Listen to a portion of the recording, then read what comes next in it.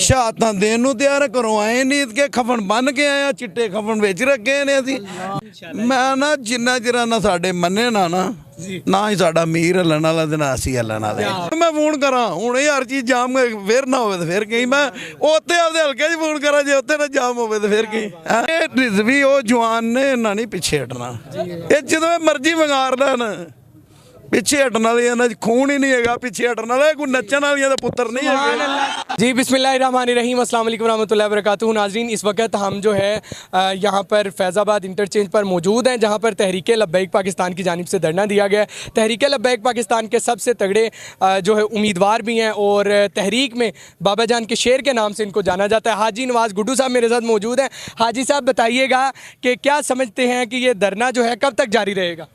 बिस्मिल्लाहिर्रहमानिर्रहीम ताजदारे खत्मे नबूवत जिंदाबाद जिंदाबाद जिंदाबाद। साढ़े तो दिल की ख्वाहिश पता की सी साडा मीर किसी वेले भी ऐलान करे ते असासी तो जड़ा ना साड़ी इन्नी कोई चाहत है साडे मीर नाल साड़ियां जिहड़ियां अखां तरसदियां रहिंदियां ने उहदे मूँहों कोई गल निकले तो असीं वेखीए सोचीए या की कह रहा है जिहड़ा बाबा जी दा देखो चश्मो चिराग है साडे सिर दा ताज है ते असीं तो बाबे रिजवी दे शेर जिंदे बाबा जी दे हत्थां 'च हत्थ दे दित्ते होण जिस बंदे नूं उन्हें भी बदल जाना उहदे जिन्ना उहदे खून 'च ही फर्क है।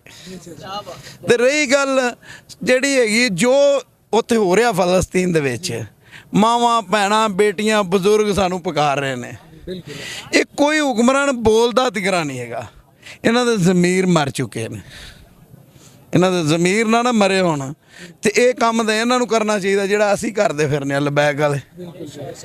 तो क्या समझते हैं धरना कब तक जारी रहेगा? ये धरना सालों दे साल भी जारी रहेगा जे साडी गल ना मन्नी ते असीं इत्थे ही आ। वाह जी असीं नीत के आए हैं। अच्छा जी तो आपको मालूम है कि इसी मुकाम पर तहरीक लब्बैक पाकिस्तान की पहले शहादतें भी हो चुकी हैं। शहादत असीं तैयार हैं शहादत देन नूं तैयार हैं डट जाएंगे शहादत देन नूं तैयार घरों आए नहीं के खफन बन के आया चिट्टे खफन विच रखे ने असीं बन के आए हैं जो मर्जी कर लें तैयारी करके आए हैं। नाज़रीन इस वक्त आप देख रहे हैं कि हाई साहब ने कहा कि सर पर कफन बांध के आए हैं और यहाँ पर जो है मुतालबात मनवाए बगैर नहीं जाएंगे। मैं ना जिन्ना चिर ना साडे मन्ने ना ही साडा मीर हल्लण वाला ते ना असीं हल्लण वाले ते इह हैगे ने रिजवी शेर जो रिजवी शेर ने ना जिन्ना बाबा जी ने बयान सुन लिया वो भी जो बदल जाना तो खून जी फर्क है। मैं तो पहलों तुहानूं कह दिता बाबा जी का बयान ला लो जे तो होया लाल दे खून दा ते ओ तो बाबा जी दे बयान ते डटे दा ते इन्हां नूं खरे जी हुण की लफज कवां इन्हां नूं भी इन्हां नूं जे बाबा जी दे बयान सुन के भी नहीं असर हुंदा पिया हैगा हैं ते देखो बाबा जी जेड़े ना एक ये बजुर्ग जेड़े ने सदियां बाद पैदा होंदे ने साडे वर्गे बंदियां नूं वेख लो ना गलियां दा रूड़ा कूड़ा सा साडी पछाण की सी सानू कई वे की कह देंदे हुंदे सन बाबा जी साडी कण ते थापी मारी कहंदे साडा बब्बर शेर है ते फिर वो गल वेखी ना बाबा जी दी जदों गल याद आंदी है ना उदों ये कदी हो ही नहीं सकदा 101 दफा मैनू रा देन मैं खड़ा लब्बैक नाल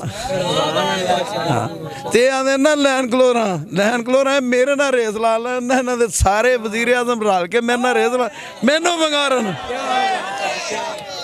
वंगारन मैं मेरे नाल रेस लान। भाई साहब आपकी गाड़ियाँ सोशल मीडिया पर बहुत ज़्यादा मशहूर हैं जिसकी वजह से लोग भी लाइक करते हैं और आपके प्रोटोकॉल को बहुत ज़्यादा जो है वो लोग देखना भी चाहते हैं। तो इस दफ़ा आप मार्च में कितनी गाड़ियाँ लेके आए? गाड़ियाँ तो बहुत ज़्यादा हुण तैनूं पता कोई दुनियादार होंदे ने कोई पिछे खलोता कोई उधर खलोता जेड़े लब्बैक वाले ने वो तो डटे ही रहने ने हैं गड्डियां ते जेड़ियां साध भाई नूं जदों खतमे नबूवत दा प्रोग्राम रखिया सी ते इहनूं कहा सी 500 ते वो 700 हो गई सी तुहानूं गिणाईआं सन ते गल पता की हुण मैं फोन करा हुण ये हर चीज़ जाम फिर ना होवे ते फिर कहीं मैं उत्ते आपदे हल्के च फोन करा जे उत्ते ना जाम होवे ते फिर कहीं क्या बात है। तो अभी फ़िलहाल जो है क्या लगता है कि हुकूमत आपके मुतालबात मान रही है या नहीं? कभी हुकूमत ने अभी तक जो है वो राब्ता किया आप लोगों के साथ कि नहीं? यार कर लैंदे किन्ना कुछ नहीं करांदे असीं बैठे असीं पक्के पै गए असीं किहड़े तो हल्लण वाले आ असीं पूरी क्यादत साडी अंदर सी उदों इन्हां तो नहीं डोले तो हुण किवें डोल जांदे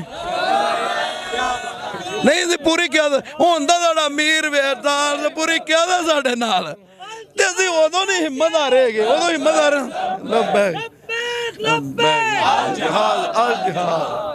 ਜਦੋਂ ਪੂਰੀ ਕਿਆਦਤ ਅੰਦਰ ਸੀ ਉਦੋਂ ਅਸੀਂ ਹਿੰਮਤ ਹਾਰੇ ਸਾਂ? ਉਦੋਂ ਨਹੀਂ ਹਿੰਮਤ ਹਾਰੇ ਗਏ, ਉਦੋਂ ਇਹਨਾਂ ਨੂੰ ਕੁਝ ਨਹੀਂ ਸਮਝਿਆ। ਹੁਣ ਕੀ ਸਮਝਾਂਦੇ? ਇਹ ਰਿਜ਼ਵੀ ਉਹ ਜਵਾਨ ਨੇ, ਇਹਨਾਂ ਨਹੀਂ ਪਿੱਛੇ ਹਟਣਾ। ਇਹ ਜਦੋਂ ਮਰਜ਼ੀ ਵੰਗਾਰ ਲੈਣ, ਪਿੱਛੇ ਹਟਣ ਵਾਲੀ ਇਹਨਾਂ 'ਚ ਖੂਨ ਹੀ ਨਹੀਂ ਹੈਗਾ। ਪਿੱਛੇ ਹਟਣ ਵਾਲੇ ਕੋਈ ਨੱਚਣ ਵਾਲੀਆਂ ਦੇ ਪੁੱਤਰ ਨਹੀਂ ਹੈਗੇ।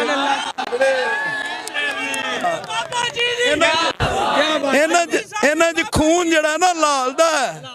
ਤੇ ਜਿਹੜੇ ਸਾਡੀਆਂ ਮਾਵਾਂ ਭੈਣਾਂ ਪਕਾ ਰਹੀਆਂ ਸਾਨੂੰ 24 ਘੰਟਿਆਂ ਲਈ ਦੇਣ ਨਾ ਹਕੂਮਤ, ਤੇ ਇਹਨਾਂ ਨੂੰ ਅਸੀਂ ਤੁੰਨ ਕੇ ਨਾ ਯਹੂਦੀਆਂ ਰੱਖੀਆਂ ਤੇ ਫਿਰ ਕੀ ਪੂਰੇ ਯਹੂਦੀ ਤੁੰਨ ਦਿਆਂਗੇ, पूरे यहूदी तोन देंगे। हाजी नवाज गुड्डू साहब ने ये कह दिया है कि अगर ये हमें 24 घंटे का टाइम दे दें तो हम जो है वो पूरे जो है यहूदी तोन के रख देंगे।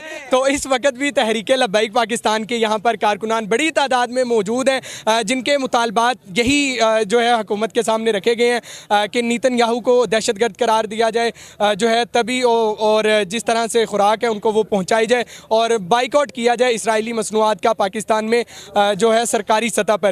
तो ये देखना बाकी है कि हुकूमत किस वक्त जो है इनके मुतालबात को पूरा करती है। फ़िलहाल तो कारकुनान के जज्बात को आपने देखा है कि किस तरह से वो पुरजोश है और यही मुतालबा कर रहे हैं कि जब तक हमारे जितने हुकूमत के साथ जो एग्रीमेंट हमने उनको पेश किया है कि हमारे मुतालबात ये तस्लीम करेंगे तो जाएंगे, अदरवाइज़ हमारा धरना जारी रहेगा। अब जो कुछ भी होगा इंशाअल्लाह ताला वो आपको इसी चैनल से अपडेट देते रहेंगे। अपने मेज़बान सैयद राहिल हुसैन रिजवी को इजाज़त दें, मिलेंगे किसी नई वीडियो में, तब तक के लिए खुदा हाफिज़।